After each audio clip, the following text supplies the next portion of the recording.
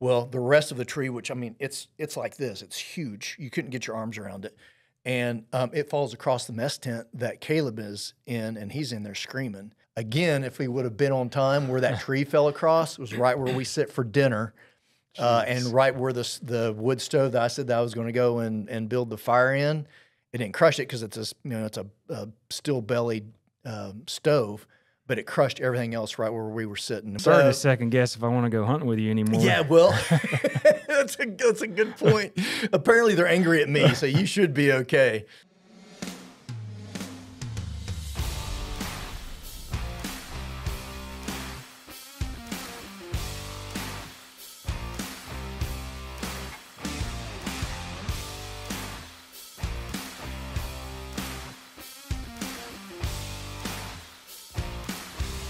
Welcome back to the IOTV podcast. We're in the studio here. I'm joined with Ashley Poole and a longtime friend now and special guest, Greg Ray, founder of Outdoor Solutions, which has long-range schools and they're from field-to-table events, and then the bookings if you're looking for a hunt with a specific outfitter or type of animal. We'll kind of get into those as we go along, but welcome, man.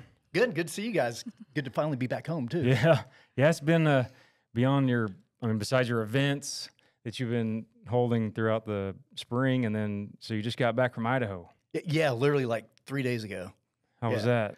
Well, it was good to be there, but when we stepped off the plane and got on the jet bridge, it's like, yeah, I'm going back to Idaho.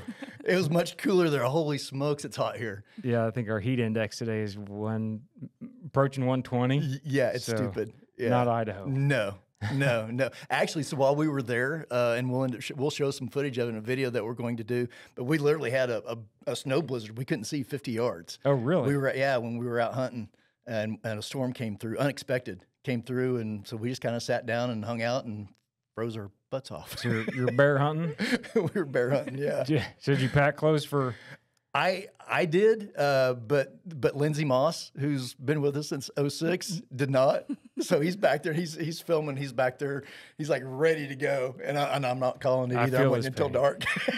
I did that for the first time ever. I thought, you know what? I always overpack. Same. It's always warm, so I'm going to cut weight. I want to take the podcast equipment, and I think one day got into the 50s, and I ended up. You can call me whatever you want, but like the last 3 days of the hunt, I wore one of their heater bodysuits. Oh, nice. Yeah. At least you had that. Poor Lindsay didn't. It was brutal. But at least you guys were hiking. I mean, we're sitting, in the bush up there in Canada. So at least you guys could get up and walk around and try to stay warm. We did, yeah. We moved around a lot. And it went from one extreme to the other. So literally the very next day, we're sitting around camp. You know how it is, hunting bears. You hunt in the late afternoons into the evening. It doesn't, we didn't get back to camp until midnight, 12:30, times like that. So we're sitting around during the day, and we're literally sitting around the fire pit, no fire going, but with just our gym shorts on and getting some sun. Nice. Well, you get some sun here. Yeah, and not from inside my house where the air conditioning is.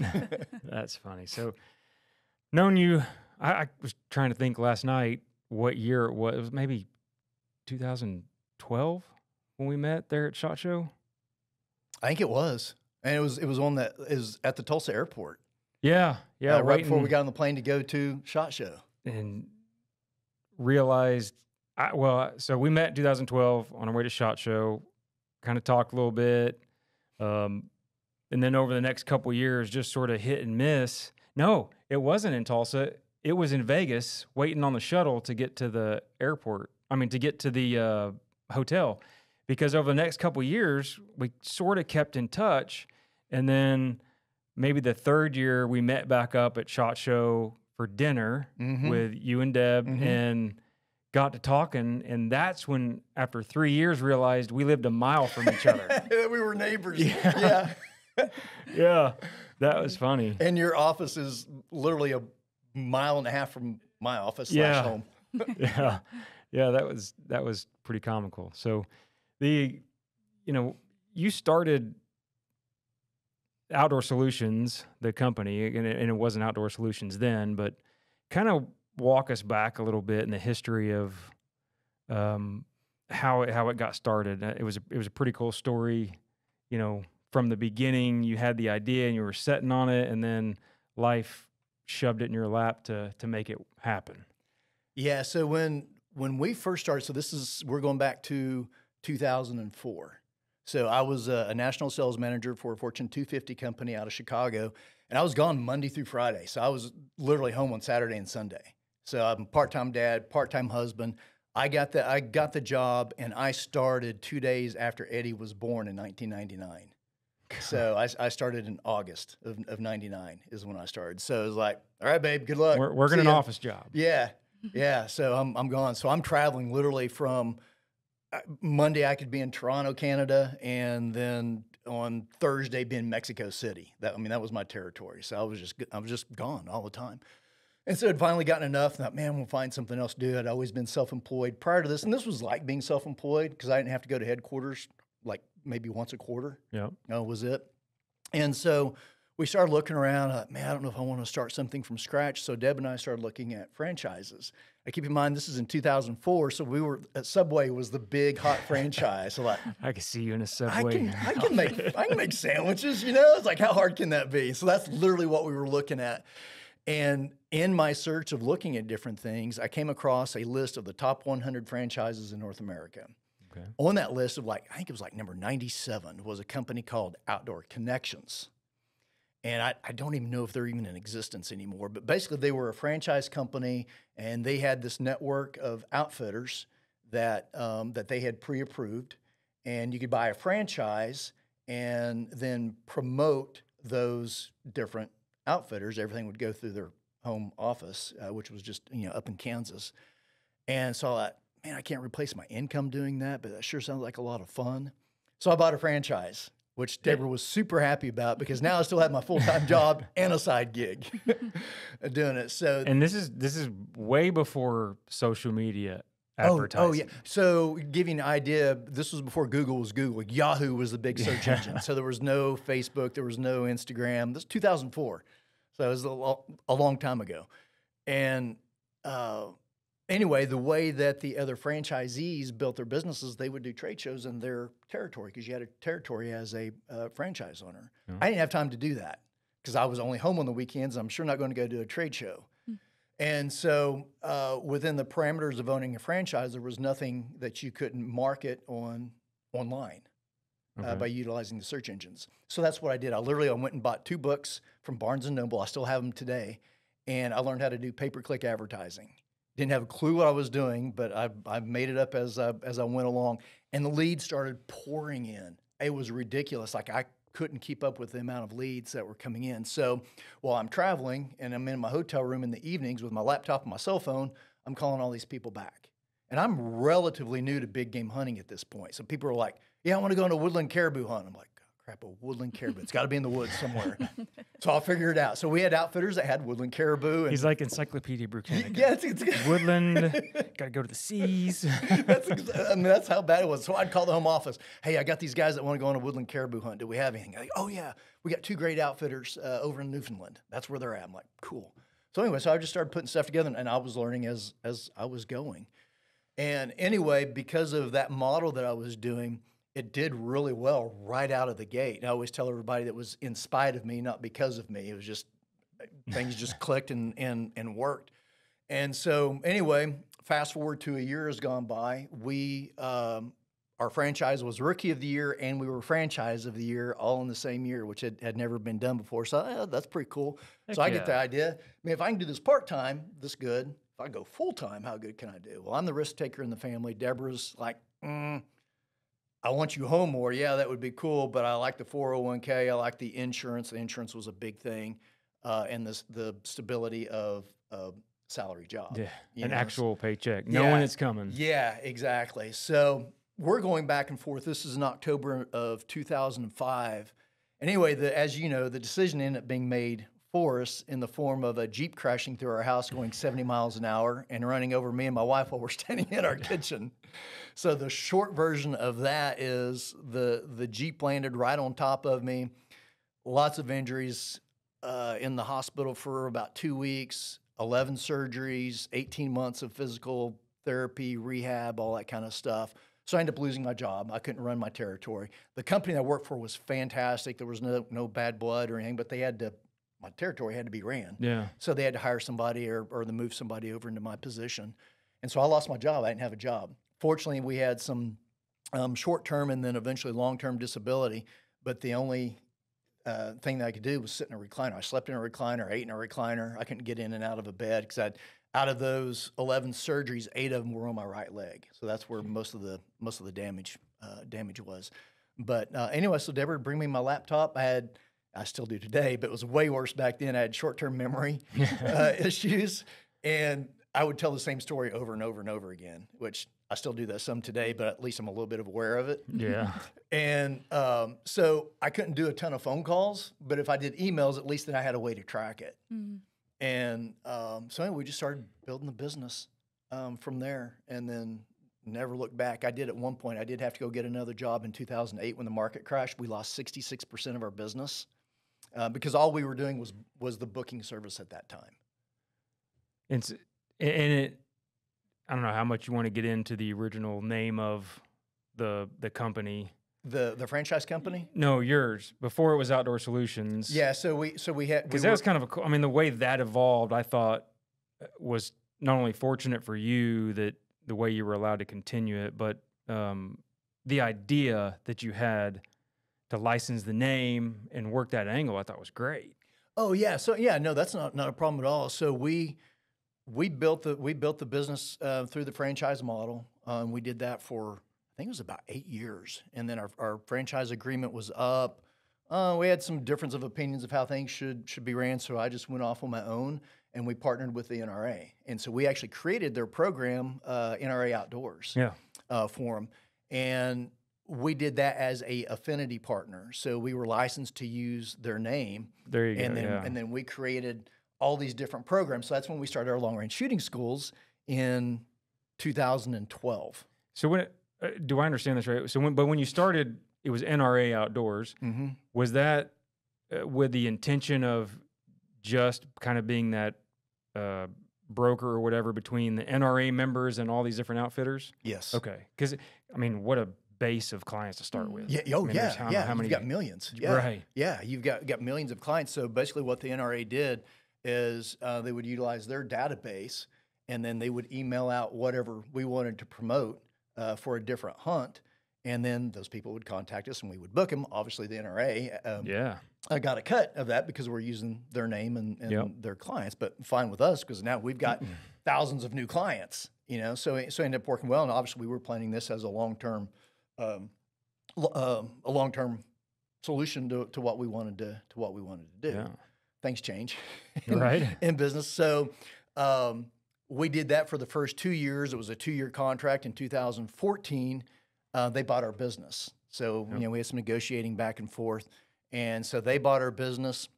We became employees of the NRA. So they bought it from you and then hired you to run it. And then hired us to run it. So it was still basically the same. We were still doing the same thing. We were still able to work from home. But we still had people that we had to report to. Right. And it didn't take us long to determine that we were better entrepreneurs than we were employees. Yeah. When I started being told what I could and couldn't do, when I could go and when I couldn't. And that's not anything bad on them. They were good to us, and we had some good people that we worked for, some that maybe we didn't care as much for. But but it was still good, and it was, like you said a second ago, it was great exposure. Heck yeah. You know, not only to the members, but just to the connections of all the industry people. It's a lot easier to cold call an outfitter that you want to create a relationship with and say, hey, we're NRA Outdoors. Yep. There's not a hunting outfitter out there that doesn't know NRA. Yeah, made sales way easier. Yeah. Yeah. So that was a lot of fun. We really enjoyed that part of it. And then fast forward to 2018 when the NRA had a lot of executive changes. The executive director that brought us in left. A new one came in. We didn't see eye to eye. We were out. So they disbanded the entire program. And so myself, my wife, Deborah, Lindsay, and a couple of others were just left, without jobs. But no, they didn't make you sign any non-compete or any of that, right? So we had no non-competes or anything like that. But the cool thing about it is we knew it was coming. The writing was on the wall. Yeah. So whenever the director came in, he came to Tulsa and had to call HR. HR told us that, you know, all the corporate stuff that you have to deal with. And so HR told us that we were no longer employed. But all these clients were our clients is how we looked at it. And a lot of them were clients from clear back to 2004. So we're like, hey, you guys don't know what's coming. We still had stuff booked. This is in February of 2018. So we still got all the hunting season that we'd booked for coming up in, you know, September, October, you know, all the way through the third and fourth quarter in there. So I was like, you guys can handle it. We'll handle it fine. I'm like, well, we're here. We want to be able to help these people. We don't need anything. We don't want anything, but at least let us help these people. If you guys need us, please call us because we don't want to leave these people hanging. It was less than 30 days. We got a phone call. I was like, yeah, can you help us with this? And so that's what they did. And they were very nice about it. They were very grateful that we were willing to. In fact, I think they were shocked that we were willing to do that because we had just gotten canned. And they even said, because they knew that we didn't have non-competes, like, if you guys just want to continue what you were doing, continue what you were doing. And so that was pretty much when we decided, is like, man, I don't know if that's what I want to do or not, man. Start over again at 50 something and basically just start over again. And so what had happened was, of course, we don't have our NRA emails anymore, but one of the things that I had requested whenever we put the deal together with them was that I kept our original phone numbers because they were our personal cell numbers and our office number that we had from way back when. And so great foresight. Yeah. So they turned those back over to us. They had taken over paying for everything. So those got turned back over to us. Well, the NRA had sent out an email saying, hey, this program is disbanded. Greg, Lindsay, Deborah, and the team are no longer with the NRA. Well, our phones blew up. And we got lots and lots and lots of phone calls. People like, what's going on? What's going on? And we had a couple of members that were just super, super nice about it. They're like, listen, we usually send fairly decent checks to the NRA every year. We're going to send those to you. And build your websites, buy promotional products, whatever you want to do with it. And those two gentlemen are still clients today, and they book probably 3 to 4 trips a year with us. That's awesome. So that's when we knew it was a sign. It's like, okay, we're doing the right thing. Yeah. So, well, it says a lot about the way you guys ran the business. Yeah. You know what I'm saying? It's not just that you were putting these people on great hunts. The fact that they wanted to help support you in that restart says a lot about the way you guys ran the business and the type of people you guys are. Yeah. The team that we have, obviously, you know, my wife, Deborah, is, is in the office. So obviously I'm not going to say anything bad about her. There's nothing bad to say in the first place. The clients love her because she's so friendly, never meets a stranger. But a large part of that is due to Lindsay Moss, who's our hunt manager. Yeah. His customer service and his knowledge on the hunting side is second to none. He's been with us since 2006. Yeah. So, and then he and I have become, you know, best friends, and we do a lot of hunts together and that kind of stuff too. But yeah, clients just absolutely love him. So, big props to him. So when, you know, and so that was all basically built around hunters, clients, and then getting them connected with the outfitters based on the budget, the species they want to hunt, time of year, tags available, stuff like that. When did the long range school, how did that idea come about, and you know, when did you start that? So we started that when we were the affinity partner with NRA. Oh, okay. So 2012 is when we did our first location, which was in Utah.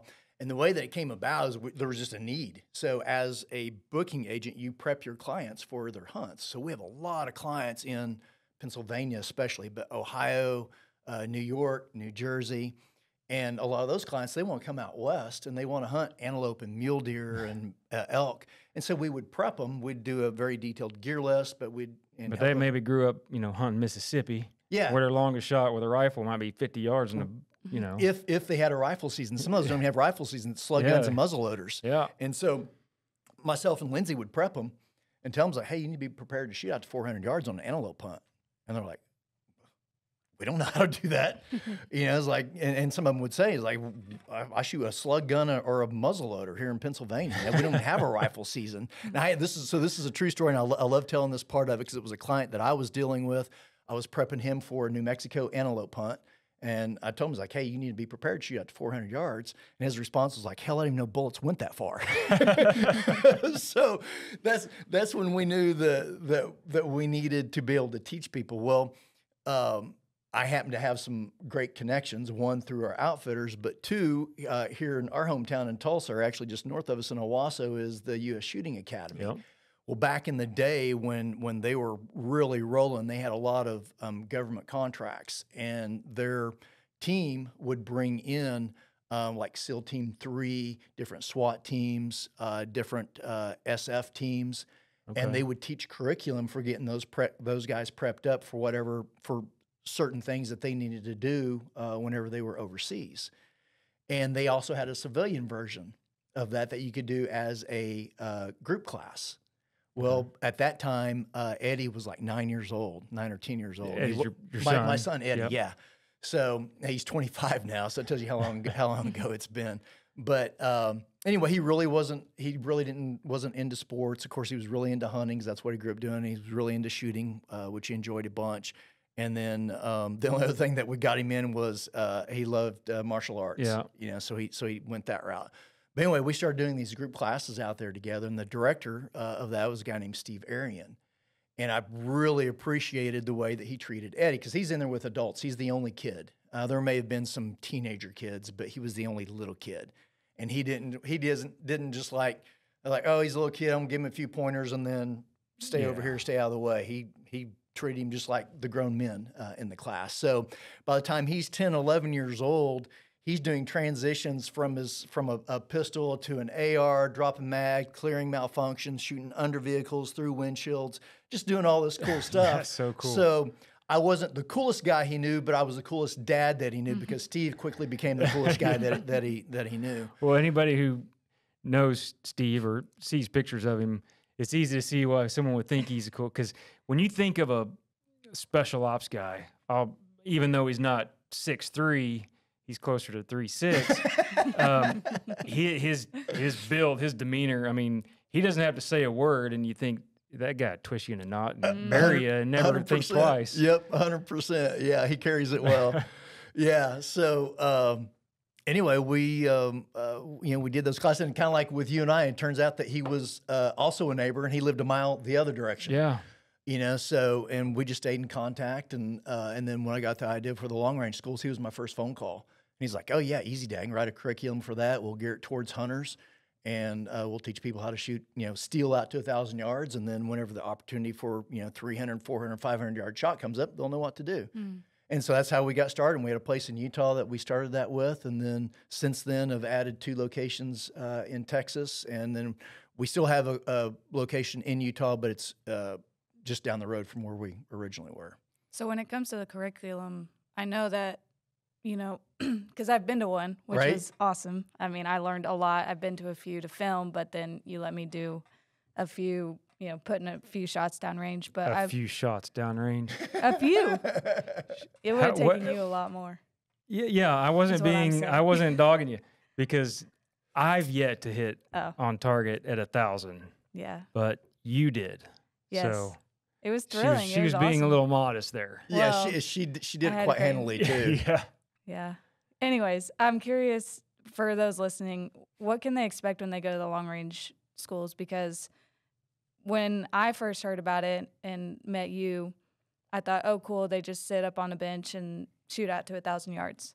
But it's much more than that, right? So you actually, on, was it the third or fourth day, third day, you take them and they get to do situational shooting, right? Yeah, hunting scenarios. Yes, yeah, exactly. So I think the biggest thing with our classes, especially for newer people and especially for females, is that although you've met quite a few of our guys, instructors, most of them are somewhat like Steve. They're not small guys, and they're pretty intimidating looking.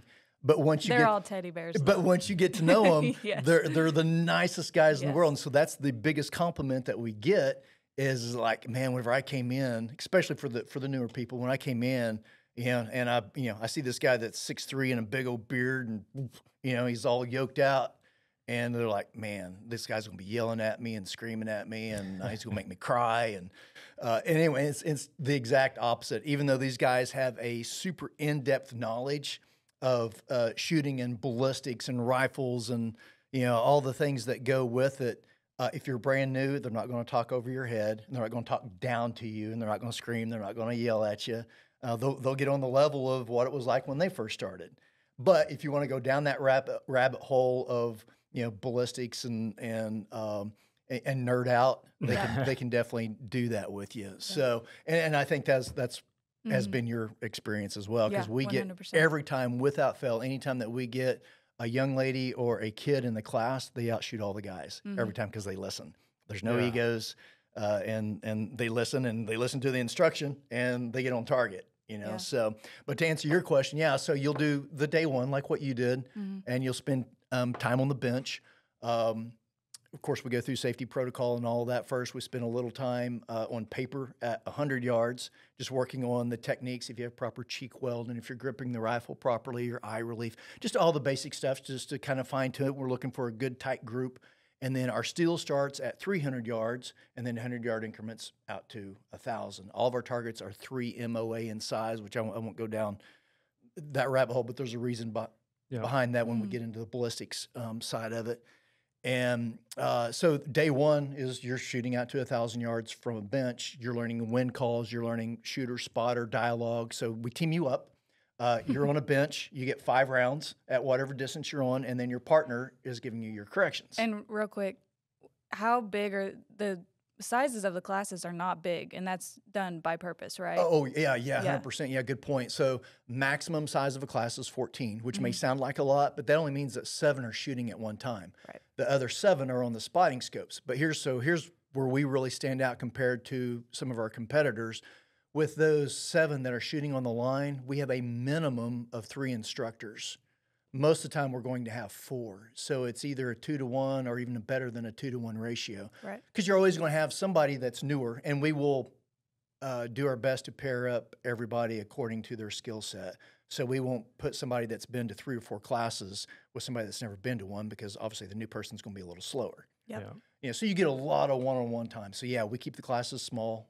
That size on purpose. That's definitely one of our biggest advantages that we have. But then you get out to 1,000 yards, everybody goes and gets their picture taken at 1,000 yards, and like, yeah, man, I'm a sniper, I'm the best there is. You know, nobody has anything on me. Then we take them to day 2, and we call that humble day because they get humbled. So all of a sudden they're missing 400-yard shots because they're not on a nice steady bench. They're shooting off of a tripod. They're shooting prone off their backpack, or we have what's called a tank trap that puts you in all different types of awkward positions. And all of a sudden, reality sets in. It's like, okay, I'm not carrying this big heavy bench out in the field to hunt elk. Yep. You know, so I'm gonna have to use natural terrain or my tripod or throw my backpack down. And on that second day, you guys also do a wind demonstration, right? So then you're talking about wind changes and everything like that, adjusting for that. We give them the ability to see the wind. So obviously we can use, you know, grass blowing or dust blowing or whatever. But one of the things that that we do is we take a smoke bomb and we take it down one of the plateaus that we have in between the plateau and the target. It's a pretty big draw at one of our Texas locations. And so we take a smoke bomb down there and set it off where we are. The wind might be blowing left to right, and you get down there in that draw, and it's blowing the complete opposite, or maybe not even at all. You know, you just never know. So it just kind of gives people a really good visual. And I just recently experienced that on my on my bear hunt. Yeah, on my miss. You know, so so that second day is a lot of fun. It's pretty fast paced, and we try to put them in scenarios that they're going to experience whenever they're on a hunt. And then we wrap it up. Usually we go back to what we call the KD range, which is no distance, and we do some type of competition and just make it fun and give some stuff away. And I like the fact that, no, you're fine. You guys make it a point to let them know that you're not promoting, like you're not training them and promoting them going out and taking 1,000-yard shots. This is simply, if you can get somewhat comfortable at 1,000, just like in archery, if you're shooting, you know, daily throughout the summer at 70, 80, or 100 yards, all of a sudden, that short distance, if you're comfortable at 1,000, 100 yards is going to seem super easy. Yeah, like with your eyes closed. And so that I love the fact that you're telling them that the reason we're putting you out to 1,000 is so, one, you can see that the little mistakes at 100 become huge at 1,000.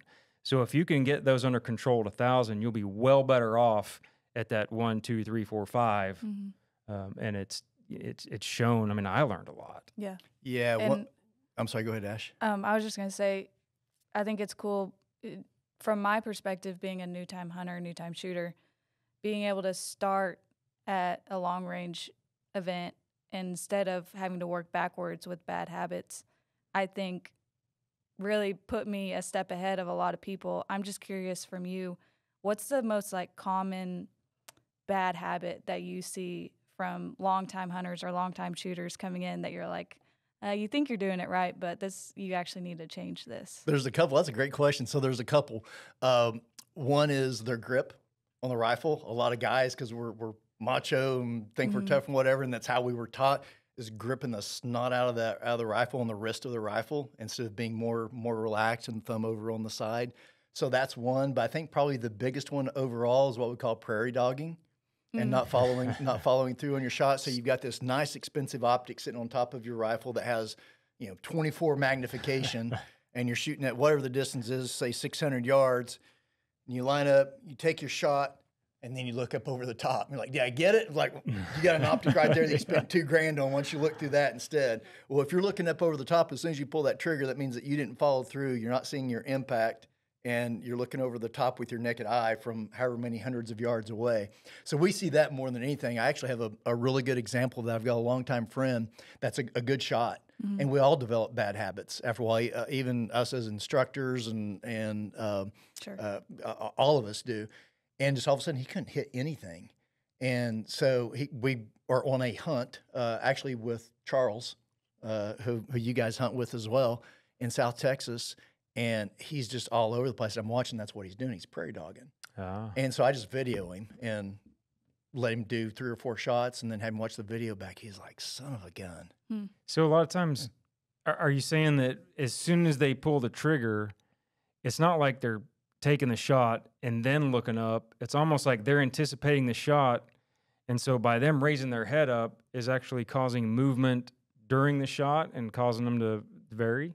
Yeah, so one of the things that we teach to prevent that is, especially with everybody, is that whenever that shot breaks, is to intentionally keep your cheek on the buttstock, and then keep looking through the optic, but keep that trigger pressed back and just go 1, 2, real slow, and that keeps your cheek on the rifle, and you'd be amazed just that simple little trick that how tight everything tightens up. Your groups do, because they're just pulling the trigger, they're breaking the shot, and I mean they're not coming off as they're doing it, but the shot breaks and then they're just popping up. So I mean the depending on the distance, the bullet has probably barely even hit the target yet. So there's no way you're getting any follow through with it. And you're definitely not seeing your impact, and that is something that's really not talked about very much, is being able to spot your own impact and knowing where that bullet went whenever you break the shot. Is super important. And that's one of the things too, I don't want to get off on a tangent on it, but magnification can actually be your enemy instead of your friend. You get so in our class, we teach with a 6 to 24 magnification. I hunt with a 4 to 16, but rarely am I on 16 power, very rarely. Even when we're on the range, most of the time I'm shooting 1,000-yard target, probably on 12 power, maybe 18 at the very most, but a lot of times just on half power. But whenever you're hunting, if you're dialed all the way in and that you shot that animal at 300 yards and you have an 18 power, 24 power scope, you don't know where you hit, and then you don't know what happened. All you're seeing is brown. And people, it's that misconception. You feel like, well, if I zoom in, I can be more accurate. Not true. For one, like you said, the recoil is going to cause at 24 power, you're going to be looking at anything but the animal. But two, you're not holding that rifle any more steady based on the magnification. No, and your movement is magnified or perceived to be magnified because your small movements look a lot larger because everything else looks larger. So does your smaller movements. So what's your favorite client story? Someone who came through the long range school and then went and applied that on a hunt. Have you gotten any cool stories from Yeah, that? so that's our reward. Yeah. And we always encourage clients, like, hey, man, whenever you're, because a lot of them are preparing for a hunt. Right. And so we tell them, like, man, whenever you get back, call us, send us an email, send us a picture or whatever. So my favorite story is a client named Ken. And this has been years ago. He called and he says, I want your best elk hunt. I was like, okay. So we looked at several different options. He picked one in New Mexico, and it was a very expensive hunt, but we're looking at 350 plus class bulls. And he said, hey, I'm going to be in Broken Arrow at such and such time. Can I come by your office? Well, we office from home, so we don't just invite people that we've never met to our home. I said, I'll tell you what, I said, I live a mile from Bass Pro. He's like, oh, I'm going to Bass Pro. I'm like, okay, cool. And I said, well, I'll just meet you there. So I go to meet him there, and I'm just sitting on the tailgate of my truck waiting on him. Well, I noticed this guy coming across the parking lot, and he's like in these full leathers, like motorcycle leathers, and he's got hair down here, and as he gets closer, I can see he's got a whole row of earrings and tattoos, and I wonder what this guy's doing. Greg? I was like, Ken? He's like, yeah. He's like, his exact words, he says, probably not what you were expecting, huh? I was like, yeah, probably not. I was just honest with him. And he was actually in a motorcycle gang. He was in the Banditos. Really? Yeah, and he was like a top dog for him. And I'm like, okay. And so anyway, we did the paperwork, and I think he gave me a check or whatever. And we visited for a little bit, then that was kind of it. And then when it was time to start doing some follow-up to kind of get him prepped for the hunt, or actually, no, his hunt was like close to a year away. But we had some conversations between then, and he ended up telling me his story. And because he told me his story, he's like, dude, you need to come to a long-range class. He had never shot beyond, he's from Texas. He'd never shot beyond a couple of 100 yards. He has his own property, so he's shooting whitetail from a box blind, over a feeder, which is how you hunt in Texas.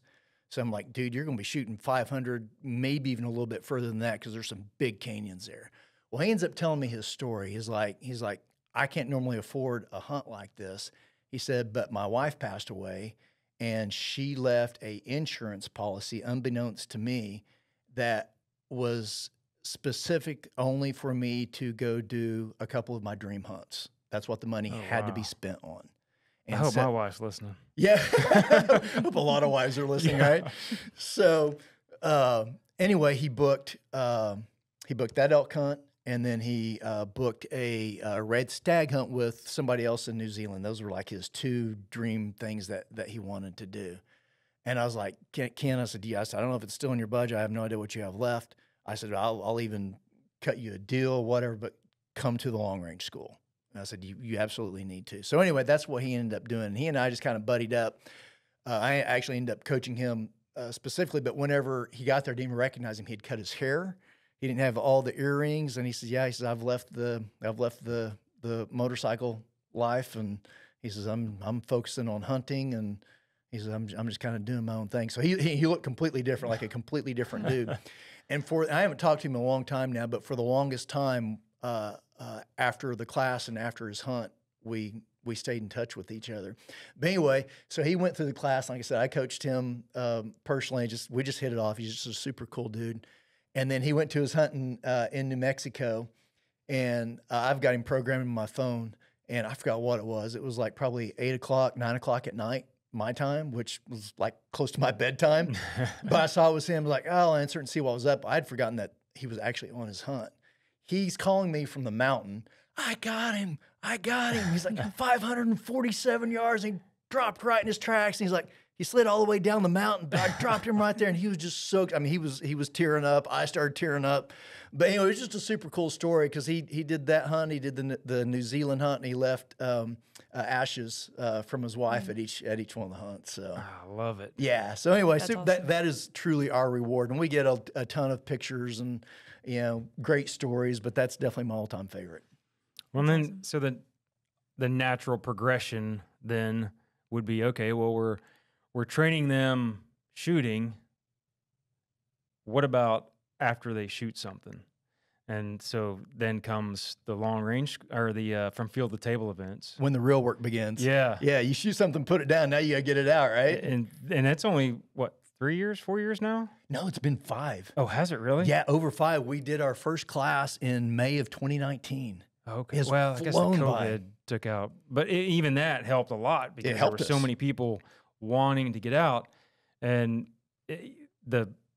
now, like we're talking about the progression, now you guys are able to teach them what happens after they squeeze a trigger. Yeah. And so, doing some of the production with you guys, and I don't think none of us have actually gone through the From Field to Table course. I feel like I have. As Yeah, a- so Ashley, Yeah, I Ashley mean, could do a we- class we've by not- herself now. Yeah. Been a actual student in the Student, yeah. course, but filming them, I was surprised. I learned several things from doing the early videos of the long range school that helped me a lot. But then the videos and then going and filming you guys doing these From Field to Table events. And I've been hunting not as long as probably most people in the industry at my age, but Well, you kind of did. I mean, with the daddy-daughter From Field to Table, you kind of went through. oh, that's true, yeah. Yeah, you but did but one in I December, I yeah. forgot about Yeah. that. Yeah. Yeah. Anyways, So I was Glad it was meaningful I to was you. really surprised. Yeah, sorry, Hannah. My daughter? Oh, wait. Yeah, I do have a daughter. The amount of things that I learned that I had been taught wrong Mm-hmm. was incredible. But before we get there, kind of walk us through that. I mean, what they're learning in this From Field to Table event, I think is very important, especially nowadays with, that you have these generations of hunters. And as our generation is sort of, hopefully we got a lot more years left in us, but as we phase out of hunting, as we get too old or we're dying off, Ashley's generation are getting fewer and fewer, seem to have been out in the woods hunting, whether it's they don't have the parents that do it or whatever. And this is such a great catalyst, such a great way that you've seen time and time again of people coming in, single moms that their kids are interested in, or single dads who have never hunted, whether it's their son or their daughter that want to hunt. So walk us through From Field to Table event. So first, I'm super encouraged by what we're seeing, especially as this has grown and moved along. So like we just said, we started in May of 2019. In 2019, we did 2 events, both of them at Texas. We did one in May and one in, it's either November or December, I don't remember which. And then that was it. So fast forward to 2023, last year, we did 22 events. So it was just Sold out. yeah, and every one of them is sold out, and well ahead of time as well. But whenever I started, it was kind of like with the long range classes, just because there was a need. But this time it was more selfish because it was a need that I had. I've been hunting for quite a while, and there were still things that I didn't know. So I was feeling a little bit like a hypocrite. I was like, okay, I've learned all the things that you learn as a hunter, with the firearms. I can shoot well now. I know how to find animals. I know how to, field dress them and skin them and, stay in good enough shape to be able to pack them out myself and do all that stuff. But my experience ended with dropping off at the processor. Yeah. So 5 years ago, I could not have told you the difference between a flat iron or an eye around, where they came from, how you cooked them, whether they were tender, less tender, tough, or I just didn't know. So I did like most people did and would drop it off at the processor and say, give me a few steaks, a few roasts, and grind the rest. And that's pretty much what everybody did. Well, it turns out that I wasn't the only one like that. So I started talking to like a lot of the guides at one of our Texas outfitters. They can whip an animal up 5 times faster than I can, as far Which as is really weird because what did your family do growing up? cattle ranchers. Okay. Maybe I didn't pay too much of attention. I was too busy painting barns and cutting grass. Yeah. So, but even the guides, they could gut it, skin it, and quarter it really quick, but they didn't know the different cuts, and they've done thousands. Yeah. So I just raised my hand, got rid of the ego. I was like, I don't know how to do this, but I know a guy that does, because I had the relationship with Chef Albert, who I'd met at a trade show. Actually, had first met his wife at a trade show, and just what he was doing seminars on how to butcher, process, and cook wild game. I was like, man, this is really cool. And this was years ago. And anyway, but his wife gave me his book set. He had a set of books and DVD. And so anyway, I just ended up reaching out to him in 2019. He's like, hey, remember me? I was like, what do you think about this idea? He's like, yeah, let's do it. So we ended up putting it together. Had actually had the same conversation with a friend of mine, Ian Harrison, who is the editor-in-chief of Recoil magazine and also now Carnivore magazine. He had the idea of starting a magazine that was all about the meat, the sustenance of hunting, not the gear, not the antlers, not all that stuff. Well, it turns out he started the magazine. He and I had conversations. Man, we'll start this magazine and do this. I said, well, when you do that, I'm going to start courses because I know the chef. And anyway, so we had this idea. And anyway, like 7 years later, finally, he got the magazine. And we went and we'd speak maybe once a year at SHOT Show or something like that. And then I heard him on a podcast of a mutual friend talking about this cool magazine he did. And so I called him. I was like, do you remember the conversation we had sitting around the campfire? And he was like, yeah. I was like, well, I'm going to put an event together where you come out and write about it. And so he came to our very first event that we did. And then that ended up in Carnivore magazine. Oh, no kidding. Yeah. So anyway, so that was pretty cool. So, but that was why I started it. It was purely selfish reasons. First few classes were experienced hunters. And then we started marketing it a little bit. That article that Ian wrote got out. We invited more media in 2020. Of course, that's when COVID hit. I was scared to death because we lived through 2008. We lost 2/3 of our business. And I thought, here we go again. But our business skyrocketed whenever COVID hit. And so we invited media out and we started getting the word out. And then before too long, we're just kind of looking around. And all of a sudden, half of every class are first-time hunters. Now, classes aren't huge. It's not like we have 20 people in a class. Classes are 8 to 12, 6 to 12, depending on what the species we're hunting and the location that we're at. For the same reason as the long-range school, so that there's Yes. the ability to have more one-on-one, if you will, and you don't have a ton of people needing and pulling from the instructors. Yeah, that, and it's consumptive, so we want everybody to be successful on a hunt. So like a cow elk in New Mexico will only do 6 to 8. But on a waterfowl, sandhill crane, we might do 10 to 12. Yeah. Yeah. So it just depends on the location and the species. And anyway, we just started seeing all of these new hunters. So I'm curious. I want to know, why are you here? How did you find us? I want to know all the things about it. And they were all saying the same thing. They didn't grow up hunting. They didn't come from a hunting family. A lot of them have firearm knowledge, so they're not completely new, but a lot of them don't too. So they had some firearm knowledge.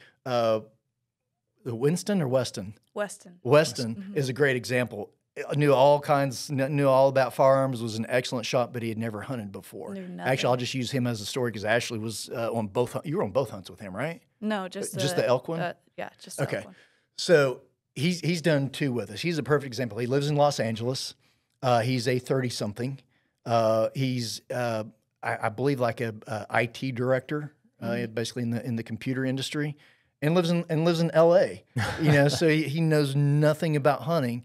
I guided him on his first ones at our place in Texas. It was a turkey hog combo, so we got him his turkey, and then in one sitting he put down 3 hogs in one sitting, right behind the ear in all 3 of them. He was an excellent shot. He did an amazing job. Loved it so much that the following year, I remember it was the same year, I think it was the following year, he came to New Mexico with us on our cow elk field table that Ashley came on, and she filmed the whole thing for us. She went with Weston. And anyway, so he's hooked. And he described it perfectly. All of these new hunters, their insight and their feedback is way better than any script you could write about it, just because it's raw, it's natural, it's genuine. And, maybe you can include a little bit of what he had to say about it. I mean, at least I can go to the store and I can get like elk steak at one of the grocery stores we live at, but that completely divorces me from understanding how all of that happens, being out in these areas and seeing how they're browsing, like what their habitat is, and like the whole process of bringing in the animal, breaking it down.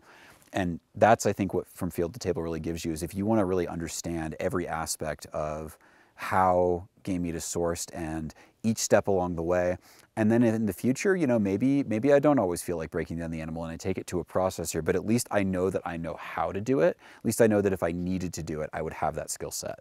I'm so encouraged seeing people in that demographic. They're in Ashley's demographic. We just got back from Charles's just a couple of weeks ago, and we had a guy there. His name's Gert, and he I can't remember where he's from. I mean, he's from here, and actually he lives in L.A. Oh, really? But I can't remember where his family is originally from. But anyway, never hunted before. Really didn't have the firearms experience either, and he is 100% hooked. And then, I mean, the list goes on and on. We've got Tori Ortega. We've got Ozzy Mendoza that Ashley had filmed too. All these are first-time hunters. And when you ask them why they're doing it, they're the people that are buying organic beef, chicken, eggs. They're growing their own gardens. They care about what they put into their bodies. But they'd never hunted before, and it's intimidating. So that was the number one answer that we would get from, was like, where do you start? And so when they would end up hearing about a program where somebody's literally, it's from field to table, but from A to Z, somebody's gonna be with you in firearm training if that's what you need. It's not like our long range classes at all, but somebody will show you shot placement, how to be safe with the firearm. So is it a 4-day event, 3.5 days? Most of them are full 4 days, 4 nights and 4 days. So when they first get there, the first day or so, they're learning. Because some of these people haven't been to a long-range school or have much firearm training. So the first part of it is firearm, learning to shoot, or right off the bat. So most of the time we have them arrive before noon. We do lunch. We do introductions, let everybody kind of get to know each other, and we go straight to the range. And either myself or one of our instructors are there, and we spend a little bit of time in the range. We do not shoot beyond, actually that first day, we don't shoot beyond 200 yards. We have a little bit of time on the next day. We might go out to 300 if everybody is doing well. But that we go through, like I said, all the firearm safety, and then just the basics. How do you get in and out of a blind, in and out of a vehicle? Shot placement is a huge one. So we actually literally show them on the animal, aim here. Yeah, I don't know if we talked about it when we first started in on the From Field to Table, but From Field to Table events are held at one of your outfitters, and it's actually a hunt. Along with everything after it. Exactly. So they'll spend that time on the range, and then that evening they're going out with the guides on whatever property we're on, and they're going on a hunt. And so once they get an animal down, then the guide spends time with them and teaches them how to field dress and how to skin the animal. Just using my Texas location as an example, because we have a beautiful facility there. The animal goes in a walk-in cooler and hangs, and that location they're hunting more than one animal. So then the next morning they go and do the same thing again. And then in between the morning hunt and the evening hunt on that first full day, we go back to the range again, and we let them play around. We let them reach out a little bit further. We don't give away. Keep their confidence up. Keep their confidence up, but we don't, at the same time, we don't give away the long-range school experience because we want them to come back, So, and then they go out and hunt again that evening. By that time, the chef arrives. And then they'll hunt again that next morning. And then now this time in between the morning hunt and the evening hunt, they're going over with, we have 3 chefs. We got Chef Albert, Chef Cliff, and Chef Joe. 2 of them are culinary instructors. So not only are they really good chefs, but they know how to teach. And that's what really separates, there's really not a lot of competition in what we do, but that's what really separates us from the rest of these guys know how to. They're not just guys that cook, they're not just chefs. They're even elevated beyond that. They were instructors, because Chef Wutch, like, he's accredited. I remember what he was telling me. He didn't he teach at a Culinary Institute. At a culinary institute. Him and Cliff both. Yeah. So Chef Albert was the director of the. Always seems weird to me. He was the director at the Culinary Institute of Indiana in Pennsylvania. Okay. So I don't know why it's that way, but that's how it is.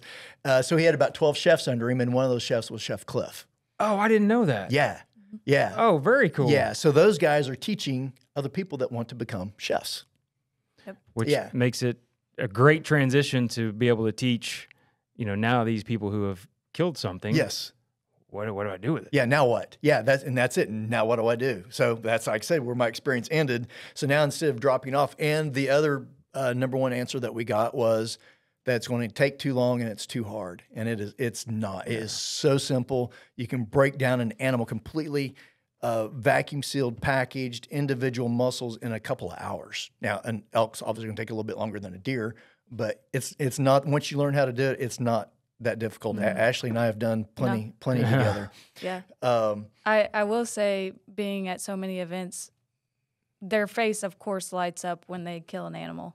Sure.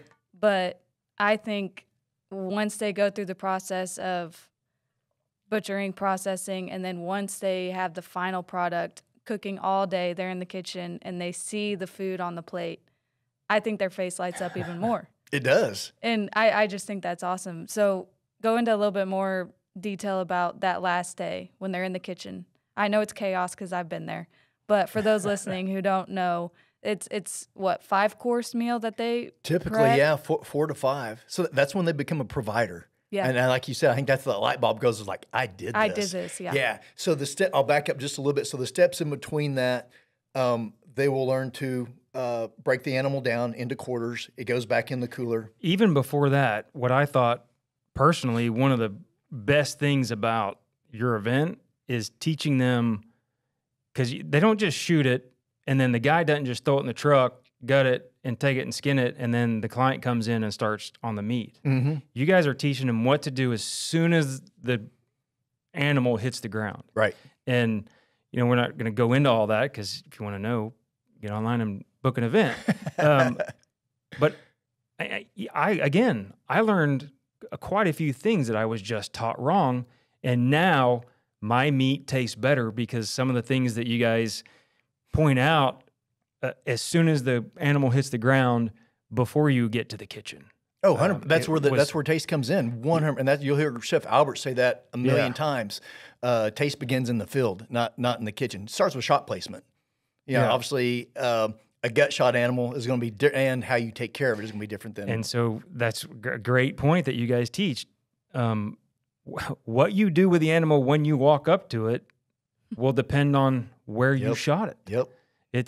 That's really cool. And again, we could talk about this for 4 days, right? Because the event, but yeah. So get back to leading into the cooking. And once you get into the cuts.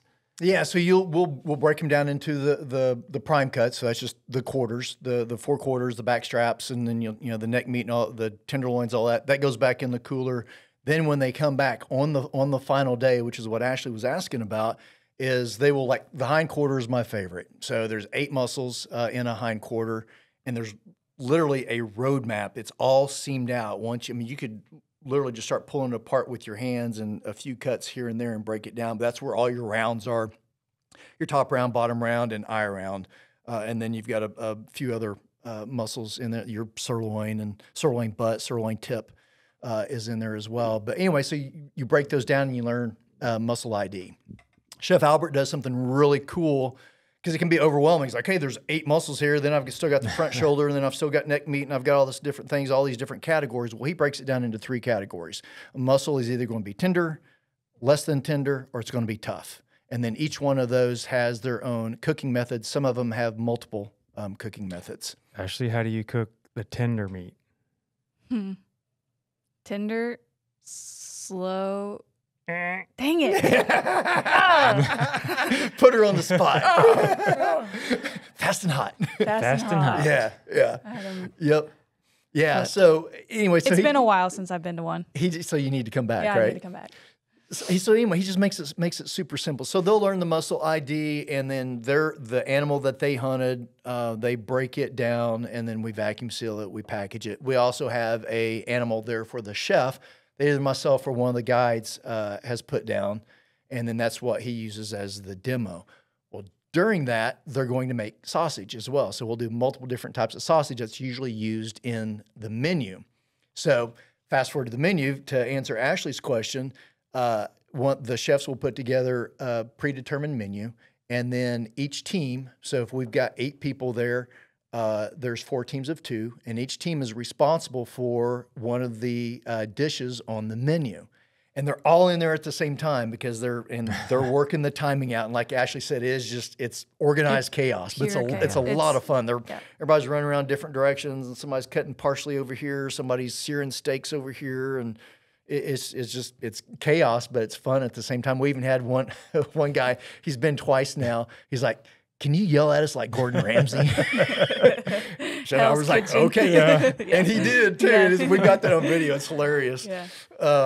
But it's cool because everyone has something to do. No one's sitting around doing nothing. Well, if you do stand around and do nothing, you get yelled at. Yeah, yeah. he will yell at you. So, but anyway, they make these dishes, and this isn't throwing something in a pan and chicken frying it. Now, we do that because we might make some schnitzel or something like that. Yeah. But it's very elevated. I mean, it's incredible food. Au poivre and doing different a shepherd's pie. That's what we did at this last one. I think you just finished that video that Addie, my dog trainer, came to. Is the same age as Ashley. But whenever they're done, then they have to come out and present. It's like, here's what we made, here's how we made it, and here's what's in it. So they understand the entire process. But at the same time, it's again, the dishes are not that difficult. So one of the things, and I haven't done one in quite a while, but one of the things that Deborah and I would do after a field to table, we would take one of those recipes and we would make the full recipe on video and put it on our YouTube channel. And if Deborah and I can do it, I promise you, the majority of the other people can do it as well, because they're relatively simple, but they're just so good. And for the most part, obviously some of the stuff's fried, but for the most part, it's going to be better for you because you're putting something in your body that you 100% sourced yourself. You hunted it, you butchered it, you processed it, and now you cooked it. Yeah. And for those listening, because I know, I mean, I've been to the Texas location, but I've also been to the Alaska from field to table, which is completely different. So can you tell the listeners, I mean, what species, what different locations do you offer for them? Because, I mean, if you go to Alaska, obviously you don't have this huge commercial kitchen that you're going to be able to cook a 5-course meal in. Right. Right. Yeah, so really what good are point. the kind of different stages? Yeah. So the Texas one that we've been talking about has an incredible facility that even professional locations would be jealous of. It's really nice. It's not reality of whenever you're out hunting of what you're going to run into, but it's really, really good for teaching. Go to Alaska, or actually Montana. We'll use Montana as an example. We'll be doing another field to table there in September. We're hunting antelope there, and we're throwing a gambrel and a rope over a tree limb, hoisting it up, and or maybe even on the tailgate of a truck or on a trailer, something that's a little bit more reality. We don't have a walk-in cooler there, so we're having to use big coolers and ice to keep it cool. Which is another lesson in itself. Yeah, exactly. Yeah. There's a rabbit hole we can go down about soaking meat in water and salt water and all that kind of stuff. But anyway, so we have a great combination of one extreme to the other. But we do stuff, obviously, in Texas, multiple locations. We do stuff right here in Oklahoma that you guys have attended, Montana for antelope, New Mexico for cow elk, everything from waterfowl, sandhill crane, deer, hogs, turkey. I already said antelope, cow elk, maybe bear. some armadillo and possum. Bear. A bear, yeah. That's actually one of my favorites. That Alaska doesn't get enough credit. Yeah. Bear meat's actually one of my favorites. If I could actually hit one, I would be able to put some in my freezer. But you've hit a few. There's one in there that's a Boone and Crockett black bear, right? I haven't measured him. He looks like it, doesn't he? Yeah, he's a big bear. But yeah, I mean, so everywhere from the Texas location with a commercial kitchen and a $1 million facility to, a boat in Alaska. Yep. Using our Camp Chef burners instead of a big dual oven or range or whatever. So yeah, it's quite the variety, and it just depends on the experience and what you're looking for. Georgia is another one. We just added Georgia this year. We'll be doing our first event in Georgia this year for white-tailed deer. One of my favorite from field to table event stories was when we were in New Mexico for the elk from field to table, and we had that storm roll through that. Well, I guess it was an ice storm. Oh, and we lost all of our electricity. Lost all power right before the day we were going to cook. That we needed to cook and butcher. We were butchering in the dark. With headlamps on and everything. But it still worked out. I mean, it was still a great meal. That's probably my favorite location just because of the ambiance. It's very rustic. And we're down in this canyon, but it's just a beautiful canyon. It's an old schoolhouse from way back in the no phone service 40s or 50s. Yeah, there's no cell service. Yep. We're butchering in the gymnasium of the school. Resident donkey. Yeah. Zebra. Zebra. Yeah, that they try to bring into That me they and Ashley's call- room. Yeah. Oh yeah, I forgot. Yeah. forgot That was a about Mac deal. Yes, Yeah. Mac. And they call it Spot, right? I don't remember. I didn't know that it's he had a named- name. I think they name it Spot or something like that. Yeah, so we'll give the viewers just the short version of the story. So at this location is a horse rescue, and included with the horses is this zebra. And the zebras, I've been going there for 4 or 5 years, and he's been there every year. Well, I always go to bed early. A lot of the other guys stay up. A lot of times there's whiskey involved. Ashley and I were sharing a bunk room, and because it was sorry. Old schoolhouse. Yeah, it's an old schoolhouse. So each It's a room that dormitory. we're bunking Yeah. in is connected to this big grand kind of yeah, so lobby there's area. a center room that has a wood burning fireplace, and then literally on the outside of that are the stalls. Yes. And the zebra was right next to one of the other guys' room, which is the room that doesn't smell very good. Yeah. And anyway, I went to bed at 9 o'clock or so, and you end up coming in the 10. room. Yeah, Yeah. sometime after. And so I'm oblivious to everything going on, but I saw it on video later. One of my buddies, Mac, thought, hey, let's get the zebra and put it in Greg's room. That's a good idea. So I guess they got a piece of apple or something. And they lured him in and got him like part way in, and the zebra started to panic, and they're like, oh shit, somebody could get hurt. So this maybe isn't a good idea. And so they end up leading him back out and putting him back in his in his deal. So I had a zebra for a roommate for a very quick second. Yes. Yeah. That's It was a great time. So so many, over the years, stories and trips that you've been on, and we had both having children that love hunting with us, and hearing you mention over the years of what it means to you to have sort of taken this path in your life because of the relationship between you and Eddie that you could enjoy, having him, like, kind of talk about that. This is all a family. Hunting is about family, right? They're I guess if you're single for your whole life and you never had parents or siblings, but you're generally not even hunting alone. The friends and some of the hunts we've been on, you go through those, you create family. That's probably the number one question that I get asked, because I work in the industry and I've been blessed to go to some really cool places and do some really cool hunts. What's your favorite hunt? And so my answer is always any hunt that I get to do with my son. Yeah, is always my favorite. My favorite that stands out that I think really started with him. He had killed at least one buck, maybe two, and some hogs and stuff. But at 12 years old, he did his first bear hunt, and it was Idaho, where I just came from, but it was up north. And it was a spot and stalk backcountry. We packed in 15 miles along the Selway River. He had practiced and practiced and practiced his shots, because there were going to be further shots. He worked a lot with Steve. And we actually had a buddy of mine that was going too, John. And it's like, John, let's go to the range and he's like, oh man, I'm taking my old tried and true and I'm good. And, taking a rifle. I'm taking that rifle. I killed a mule deer I don't remember what the distance was. It's a pretty good distance, a really big mule deer in New Mexico. I'm taking that one. I'm good. I'm like, okay.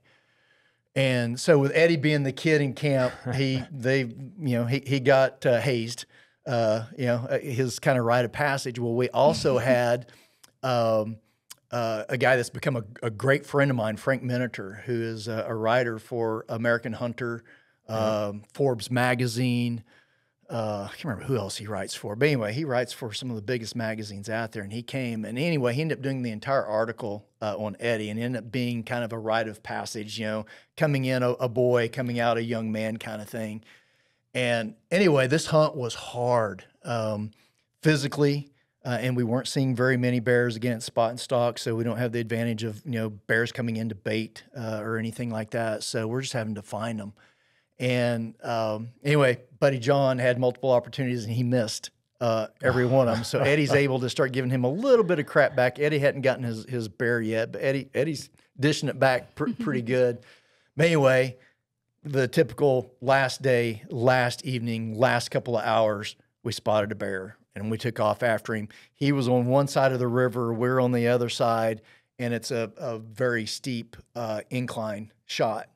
And so we talked about it. I was like, you remember what to do on an incline? He's like, yeah, I need to aim low. I was like, yes, sir, aim low. And so anyway, he folded it, took one shot down the river, heading towards the river. And the guide's like, no, no, no, no, because the river's roaring. I mean, it's ripping. Oh, really? Yeah. So I mean, if it had gone in the water, bye-bye bear. And so we're like, oh, and we all get up and we run down so that we could see. And he stopped with his nose in the in the water. And so now how are we going to get across? And so Jeremy, our guide, who I see him every year at DSC, and we get to visit and catch up. In fact, one year Eddie was there with us, and last time we saw Eddie, he was 12 years old. Now he's 6'1" and a young man. But anyway, he found a fallen tree that had gone across this part of the river. Is actually a tributary of the main river of the Selway, so it was a tributary, but it was ripping. And he found a tree, and so he went across. And he said, you guys going to camp, because it was already starting to get dark. And anyway, so he got Eddie's bear, and Eddie walking into camp, I'm pretty sure his feet didn't touch the ground.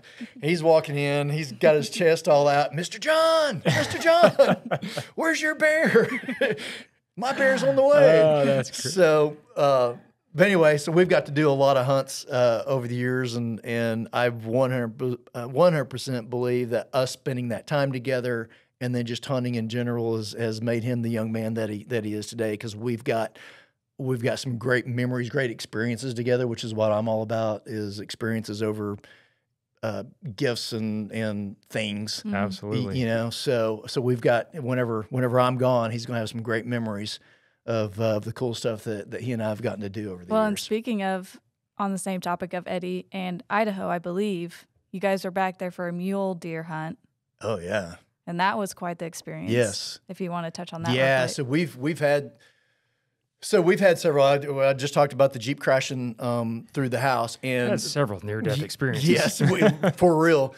That one that I'll say about the Jeep crashing in the house is fishing saved us probably from all of us dying. The backstory on that is Eddie and I were at he's 6 years old.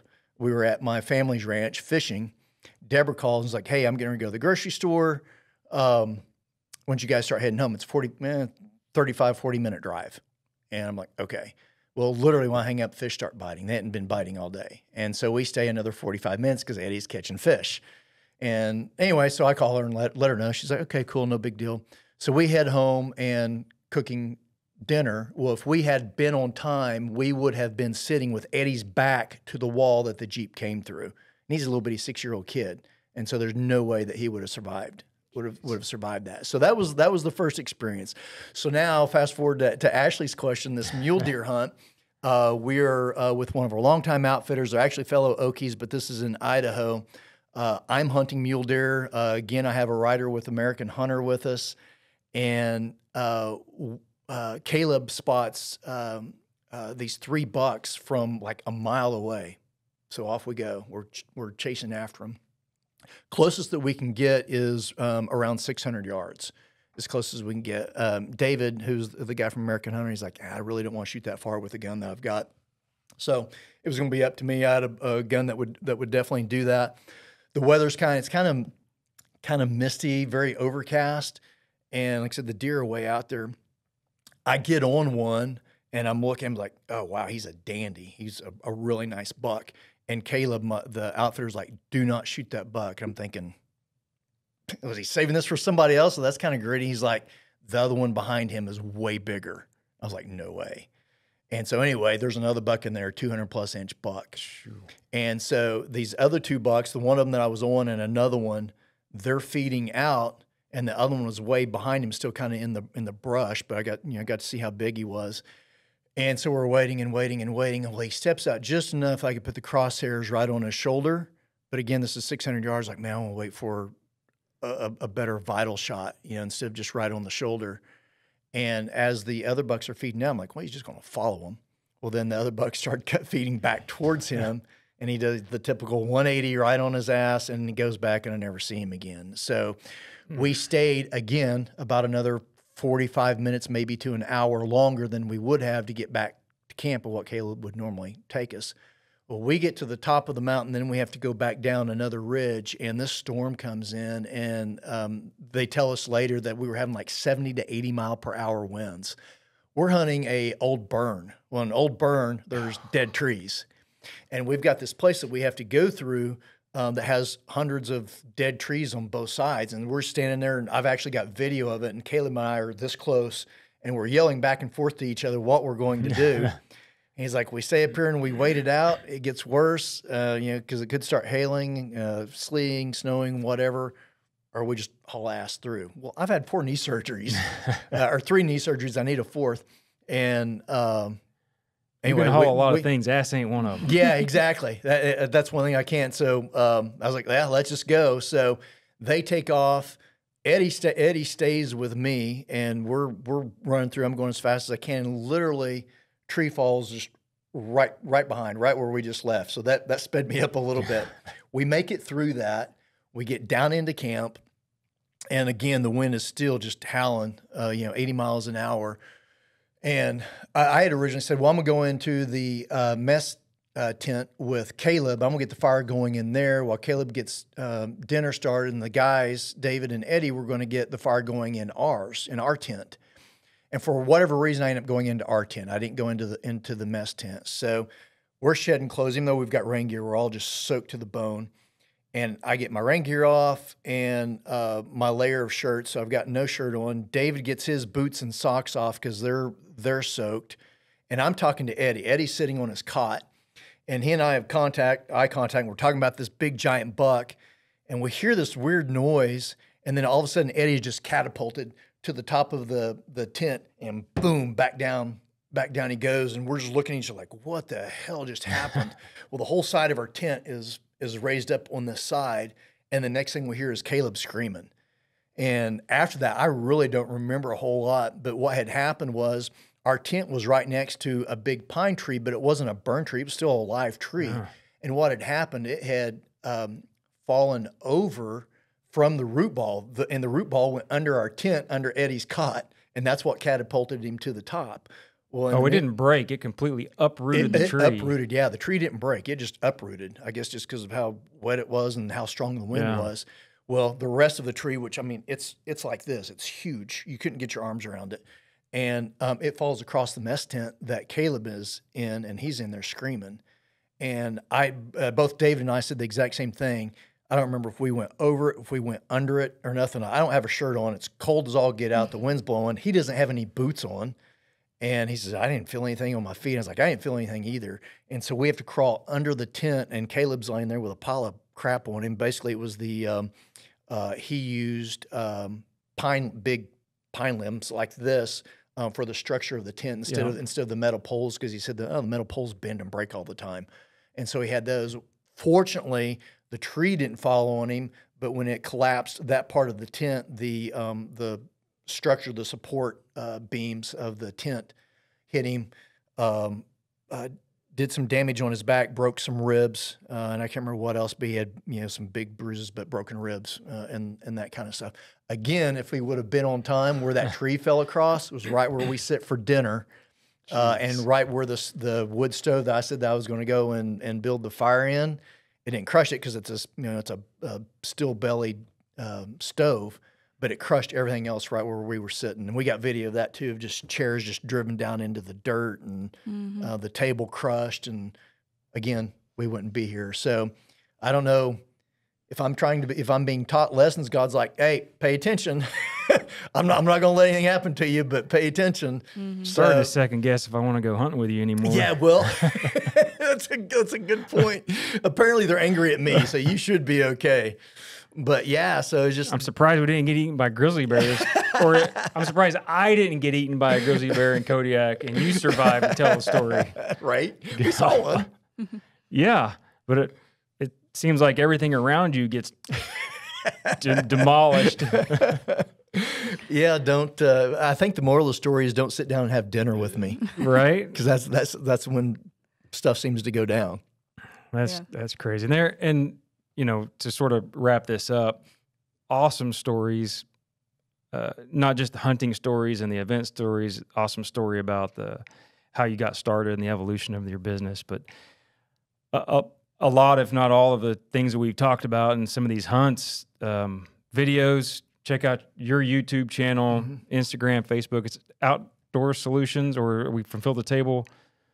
Yeah, so we actually our both of our websites have been completely redone, and they're going to launch probably Wednesday of next week. Okay. But yeah, so there's one separate for Field to Table, and that's from fieldtotable.com, and then there's Outdoor Solutions Corp, which is like short for corporation.com, and then YouTube, just put in Outdoor Solutions and will be the first thing to pop up. And pretty much all these stories that we've been talking about, we've captured on video. And so there's some, obviously I'm a little biased, but there's some really good videos on there and some really fun adventures that we've done over the years. Get a good idea of sort of a synopsis, quick videos. Some of them are quicker than others, but of the long range schools, if you're looking for something like that and just kind of want to get an idea of what they're like, there are several of those, the From Field to Table events, and then some of your hunts and adventures, whether it's just you or you and Eddie, they're on there to watch. Some great tips, recipes that you're talking about that you and Deb have made.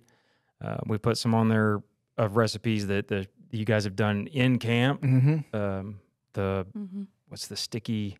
The sticky venison. That's everybody's favorite. Yeah, you want to look that one up. Yeah, and that one's super easy. I mean, literally 30 minutes and you're done. But yeah, there's great tips from the chefs. There's great tips from the instructors. If you want to see what a Field to Table is actually like, there are some great videos that Ashley has put together over the years of first-time hunters doing Field to Table. Yeah. And then there's just goofy stuff on there, and me and Eddie and Ashley in Alaska on a really fun boat ride. It was a blast. I've got some great pictures of Ashley's face on there somewhere. Are we going to be okay? A few tears. I don't know if all that part of that is on that video, but that was... No, I edited it. I took it out. Yeah, she's like, but I've got the pictures and I've got phone footage. I think she was actually recording videos to her family in case she died. So before before that, her and Eddie are on the back. We've got to tell the story now. So we've got huge 30-foot swells. The hunting is terrible. We literally saw one bear on this trip, but we've got huge 30-foot swells. Her and Eddie are, because Eddie's the one hunting on this one. I'm just along for the ride. And they're on the back deck, and whenever we'd hit a wave, and they're jumping, see how much air they can get. And they're just having a great time. Well, a rogue wave caught us and hit us sideways, and boom, and boy, ourselves and everything got serious. And we all went inside, and in there in the galley, it's like a restaurant booth, except kind of like circled one on both sides. Yep. And we're sitting in the booth, and Ashley's like right here. Are we gonna be okay? I will say, and I've talked to Eddie about this, he was just as scared as I was. Oh yeah. He was terrified. I may have been just a little bit, but I couldn't show it. Was it the same boat that we were on in Kodiak? Yes. Yes. Okay, Yeah. so not a huge boat. No, to be in that kind of weather. 60, 65 footer, Yeah. something like that. And Captain Travis did an amazing job keeping us out of it. But at this one point, we had to go around a peninsula to get back into a cove. So we were in it for probably seemed a lot longer than what it was. I think it was 3 hours. It was 2 or 3 hours. It felt like It was 15 it felt like minutes. a lifetime. It was a minute, No. but yeah. So we had that. We had a rogue wave that came sideways and hit the side of the boat, and yeah, that was a little dicey. Yeah. No. That's funny. Well, yeah. So get online, check them out. Outdoor Solutions Corp, or just Outdoor Solutions, and then From Field to Table. Some great videos on YouTube, Instagram. Give them a like, follow them, and man, appreciate you coming in. This is It's always great fun. to see you. Yeah, yeah. So appreciate you guys watching or listening, and we'll check in with you next time. Outdoors hunting big game. I come alive before opening day. It's a twisted addiction that calls my name. I gotta get inside. Outdoors hunting big game. Keep up with IOTV on social media for all their latest news, tips, and giveaways.